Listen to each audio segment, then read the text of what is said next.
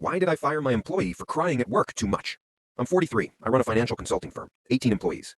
One of my consultants is Michelle. She's 31, been with me for 14 months. Michelle cries at work a lot, 3 to 4 times per week. At first, I thought she was going through something temporary. Asked if she was okay. She said she's fine. But it kept happening. Crying at her desk, crying in meetings, crying during client presentations. I pulled her aside, asked what's going on. She said she has anxiety and depression, that crying is how her body responds to stress. I said I understand, but it's affecting the workplace, that clients are uncomfortable, that her team doesn't know how to respond. She said it's a medical condition, that I need to accommodate it. I said what accommodation would help? She said I need to accept that she cries sometimes, that it's part of her disability. I said crying during client meetings isn't something I can accommodate. It's unprofessional. She said I'm discriminating against her mental health. I said I'm trying to run a business. Clients are asking not to work with her. She said that's their problem, not hers. Last month, Michelle cried during a pitch to a potential $200,000 client. The client was asking tough questions about our proposal. Michelle started crying, couldn't continue the presentation.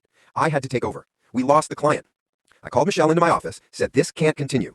She said she can't control it, that it's her anxiety disorder. I said she needs to find a way to manage it. Therapy, medication, something. She said she's in therapy, she's on medication, this is as managed as it gets. I said then maybe this isn't the right job for her. She said I'm discriminating against her disability. I said I'm trying to protect my business. 2 weeks later, Michelle cried during a team meeting. We were discussing quarterly goals, she disagreed with the targets, started crying, left the meeting.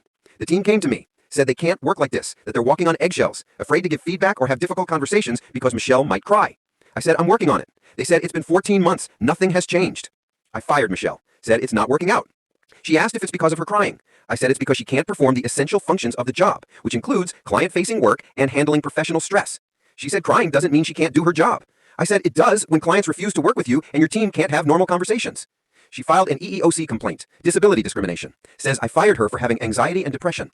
My lawyer says I'm in trouble, that mental health conditions are protected disabilities under the ADA. I said, but she can't do the job. She cries in front of clients. He said I need to prove that not crying is an essential job function and that there's no reasonable accommodation. I said, of course it's essential. We're a professional services firm. He said her lawyer will argue that crying doesn't prevent her from doing the actual work. It's just a symptom I find uncomfortable. She's suing for $300,000, wrongful termination, emotional distress. Her lawyer sent me her medical records, diagnosed anxiety disorder, diagnosed depression, doctor's note saying crying is a symptom of her conditions. My lawyer says I should have documented performance issues beyond the crying, missed deadlines, poor work quality, something objective.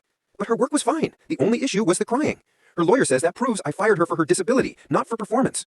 My employees are relieved she's gone. They say the office is less tense, that they can have normal conversations again. But I might lose $300,000 for firing someone who cried at work. Comment yada if I should have kept her. Comment NTA